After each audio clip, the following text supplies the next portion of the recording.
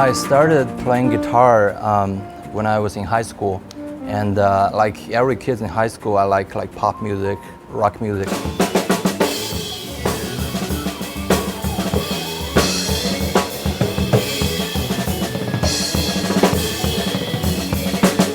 Jazz to me is like it's so fresh. You know, it's like nothing I heard from rock or pop music before. If you look back at the history of jazz here in Shanghai, it goes back like almost 80, 90 years ago.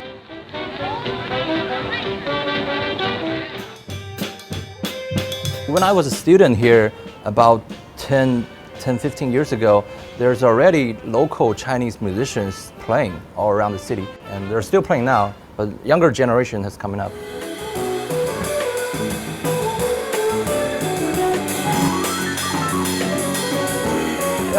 The scene here, I think in Shanghai, maybe foremost out of the cities in China with like a bustling jazz scene, is extremely eclectic.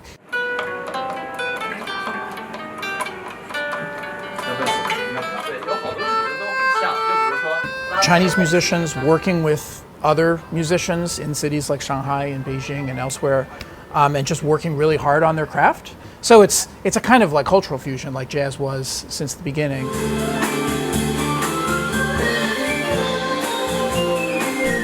Jazz involves a blending of different cultural elements, but it is no more than an interplay of music notes.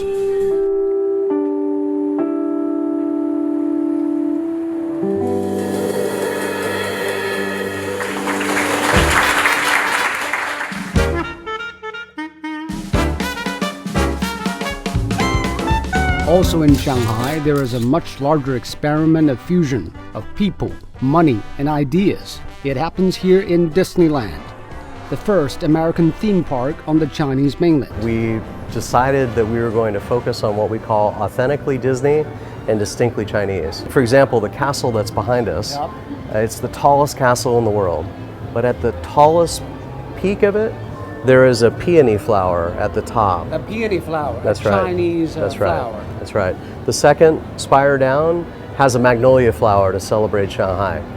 That's the city flower for Shanghai. Absolutely. Disney's efforts paid off. It received its 10 millionth guest in just under 11 months after its opening in 2016. I think this is the good outcome of China-American relations, and also this is a good example of Chinese culture and American culture to work together to bring the people the colorful world.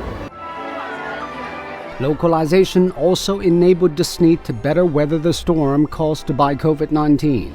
The Shanghai resort reopened in May, the first among Disney's parks. We knew that people were going to have to be much more mobilely savvy at the end of this. And so we had to introduce some new technology to allow us to register people before they came to the park, to stagger arrivals. Do you think you will be able to come back to the good old days, or it will probably be reshaped by COVID? I think we've learned a lot during the course of that. I spoke earlier about the technology and how people have grown dependent even more so on their mobile device. So leaning into that and making sure that we have services that are available that way to ease the friction in the process is really key to our success in the future as well. So much to do. Choices. Joe said his park is still running at half capacity, but he's also looking at the Zootopia under construction. For him, the happiest moment is the lightning show. But it's not the light in the fireworks, but the gathering of crowds and the smiles on their faces.